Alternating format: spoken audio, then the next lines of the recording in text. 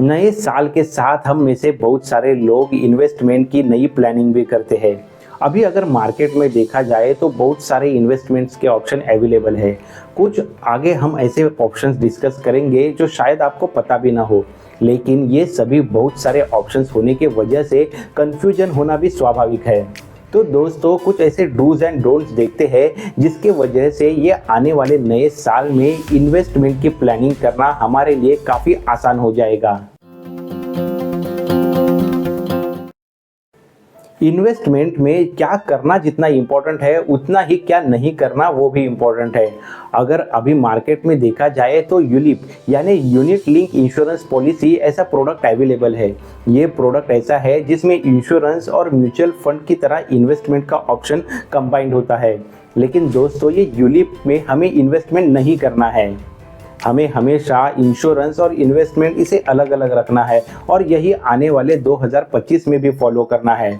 देखो, आप आपके लिए एक तो सिंपल टर्म प्लान ले सकते हो या तो फिर इन्वेस्टमेंट के लिए म्यूचुअल फंड में इन्वेस्ट कर सकते हो, लेकिन ये कंबाइंड ऑप्शन है वो हमारे लिए कभी भी अच्छा नहीं होगा। देखो, काफ़ी सारे लोग ये बोलने की कोशिश भी करेंगे, एजेंट आपको ये बोल के कन्विंस करने की कोशिश करेंगे इसके चार्जेस कम है, आपके लिए यूलिप में दोनों फ़ायदे मिल जाएंगे। लेकिन दोस्तों, अगर ओवरऑल देखा जाए तो ये यूलिप आपके लिए किसी भी तरीके का फ़ायदा नहीं बना लेता, बल्कि आप इंश्योरेंस और इन्वेस्टमेंट इनको अलग अलग रखते हो तो ही वो अपने लिए फ़ायदेमंद है। तो यूलिप को हमें ना बोलना है। दूसरा जो अभी मार्केट में आपको ऑप्शन दिखेगा वो क्रिप्टो इन्वेस्टमेंट का ऑप्शन है। देखो दोस्तों, लास्ट के 4-5 सालों में क्रिप्टो को लेके काफ़ी सारे ऐप्स भी अवेलेबल हुए जिनको लेके हम आसानी से क्रिप्टोज खरीद सकते थे और बेच सकते थे। लेकिन अगर उन्हीं ऐप्स को अभी देखें तो उसमें से काफ़ी ऐप्स अभी गायब भी हो चुके हैं। देखो, क्रिप्टो में इन्वेस्ट करना ये एक लॉटरी की तरह है। हो सकता है किसी को ये लॉटरी लग भी जाए, लेकिन जैसे बाकी लॉटरीज का भी रहता है, समझो 100 में से 1 को लॉटरी लगेगी और 99 को उसका नुकसान ही होगा। तो ऐसे में आप ही बताओ, ऐसे लॉटरी वाले सिस्टम में हम खुद का पैसा कितना रिस्क में डाल सकते हैं। इसीलिए क्रिप्टो में बहुत बड़ी इन्वेस्टमेंट करना एडवाइजेबल नहीं होगा। लेकिन समझो आप फिर भी लॉटरी की तरह इसे देखते हो और कुछ लॉटरी खेलना चाहते हो, तो फिर डेफिनेटली आप आपके टोटल इन्वेस्टमेंट में से 1 या 2% की लॉटरी खेल सकते हो, और वो भी केवल आपके मन की तसल्ली के लिए।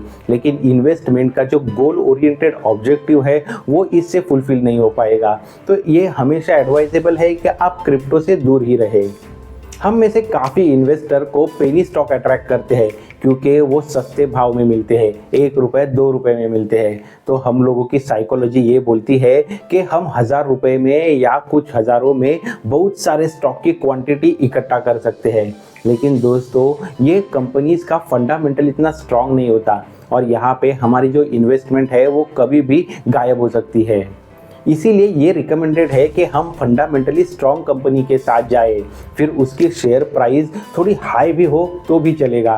जैसे अगर एमआरएफ का भी देखें तो एक टाइम वो 2000 या 3000 का शेयर था जो आज लाखों में कन्वर्ट हो चुका है। मतलब भले आज कोई शेयर आपको हज़ारों में मिल रहा है तो वो उसके बावजूद भी लाखों की शेयर प्राइस तक पहुंचने की काबिलियत रख सकता है।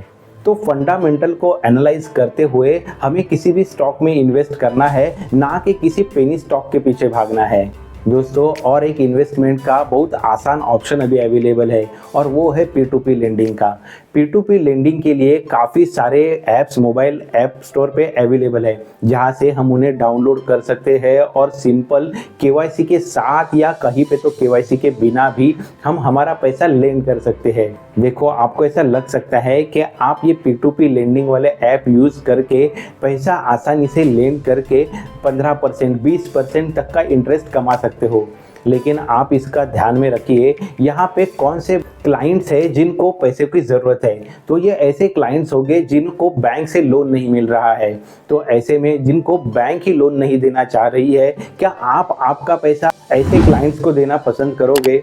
मतलब हम आसानी से ये देख सकते हैं कि ऐसे P2P लेंडिंग वाले ऐप में हमारी इन्वेस्टमेंट हम करते हैं तो वो एक बहुत ही रिस्की ऑप्शन हो जाता है। तो फिर ऐसे ऐप से दूर रहना ही बेहतर होगा।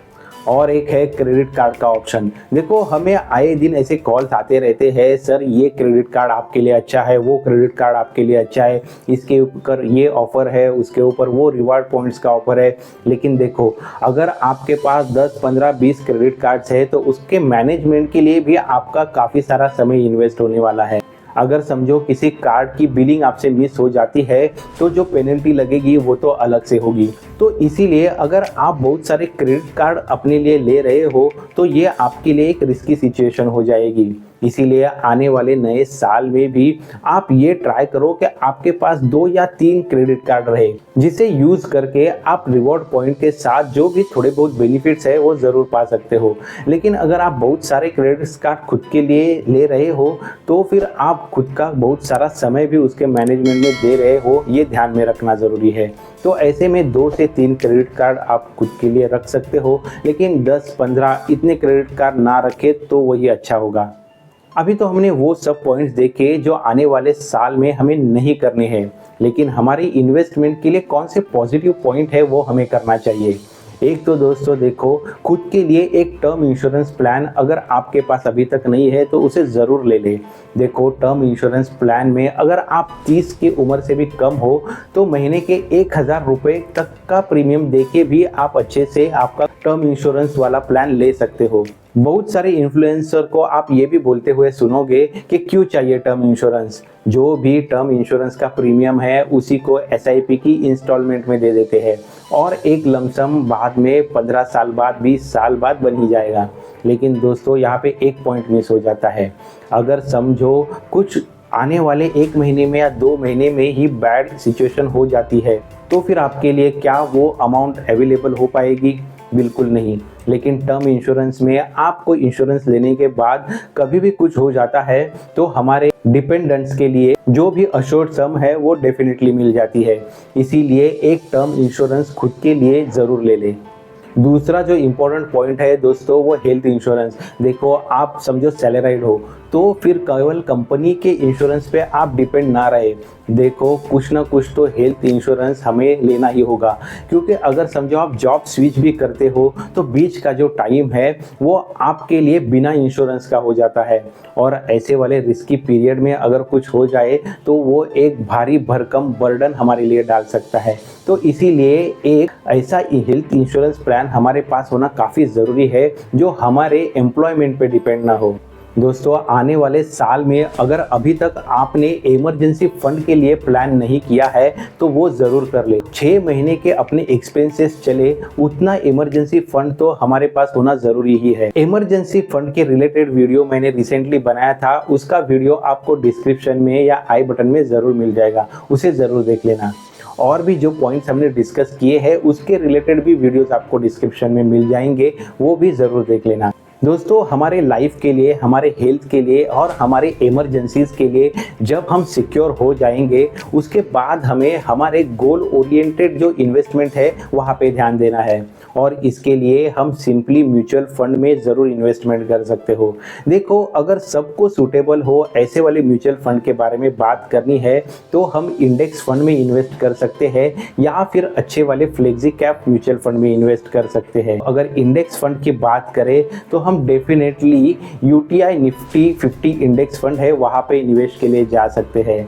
साथ ही में अगर फ्लेक्सी कैप फंड की बात करें तो इसके लिए हम पराग पारिक फ्लेक्सी कैप फंड है उसके बारे में ज़रूर सोच सकते हैं। इसके रिलेटेड वीडियोस भी आपको डिस्क्रिप्शन में मिल जाएंगे, वहाँ पे एक बार ज़रूर नज़र डालिए। तो दोस्तों जो भी डूज एंड डोंट्स की आज हमने बात की वो आपको ये नए साल में 2025 में अच्छा खासा इन्वेस्टमेंट प्लान बनाने के लिए ज़रूर मदद करेंगे।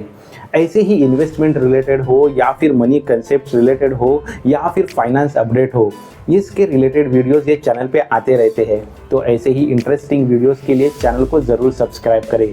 जल्दी मिलते हैं नेक्स्ट इन्फॉर्मेटिव वीडियो में। Thanks for watching.